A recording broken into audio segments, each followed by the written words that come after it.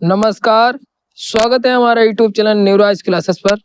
आज लाए हैं आदित्य L1। संपूर्ण जानकारी लेंगे, कब भेजा गया, कौन से रॉकेट से भेजा गया और कब पहुंच गया। इस तरीके से जो भी प्रश्न बनेगा वो भी आपको बताया जाएगा, तो बने रहिए मेरे साथ। देख लेते हैं।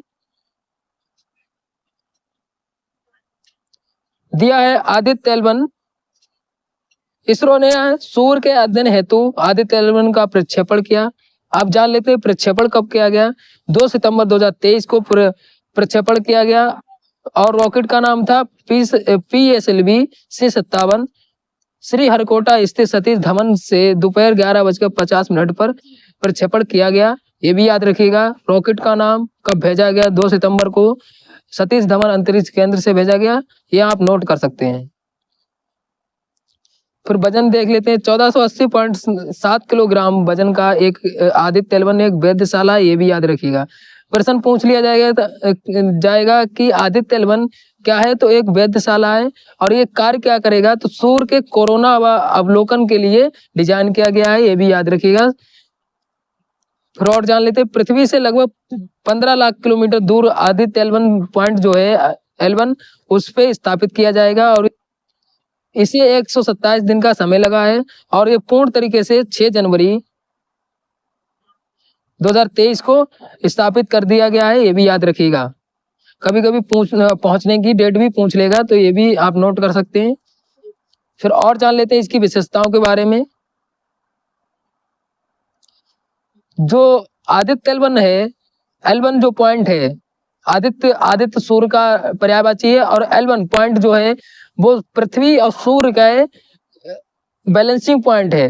मतलब सूर्य का एक बैलेंसिंग पॉइंट है या गुरुत्वाकर्षण का एक बैलेंसिंग पॉइंट है। ना ही ज्यादा तापमान है ना ही ज्यादा ठंडी है, तो उस वहां पे बैलेंसिंग पॉइंट पे ही L1 पे भेजा गया है आदित्य L1। इसीलिए लिखा है इसमें गुरुत्वाकर्षण के बीच एक बैलेंस बन जाता है वहीं पे पॉइंट 1 पे, इसलिए वहीं पे भेजा गया है। ये भी याद रखिएगा।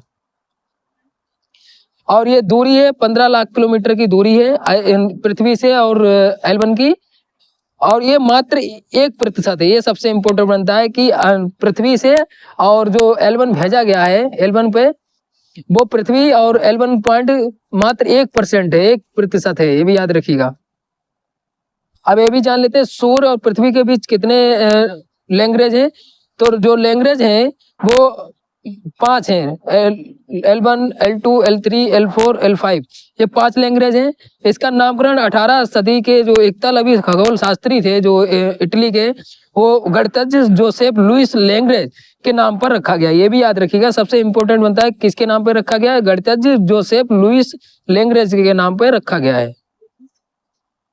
लेते अध्ययन किसका करेगा, तो अध्ययन करेगा हवा की उत्पत्ति का, कोरोना की भौतिकी का, संरचना एवं गतिशीलता का अध्ययन करेगा।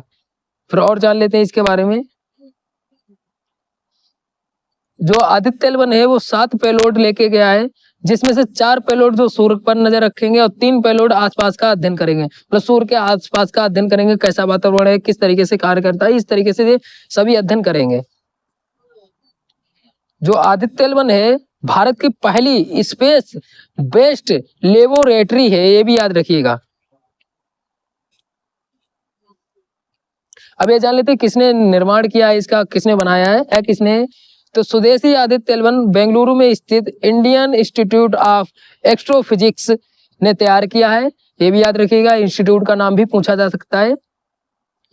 फिर भारत का सूर्य पर पहला मिशन था और इससे पहले 4 देश भेज चुके हैं, जैसे अमेरिका दिया है, जापान, यूरोप, चीन भेज चुकी है और भारत का पहला मिशन था सूर्य के लिए। आशा करते हैं आपको वीडियो अच्छी लगी होगी। अच्छी लगी तो लाइक शेयर कमेंट करिए। अगर कोई डाउट बचता है तो आप कमेंट करके पूछ सकते हैं। धन्यवाद।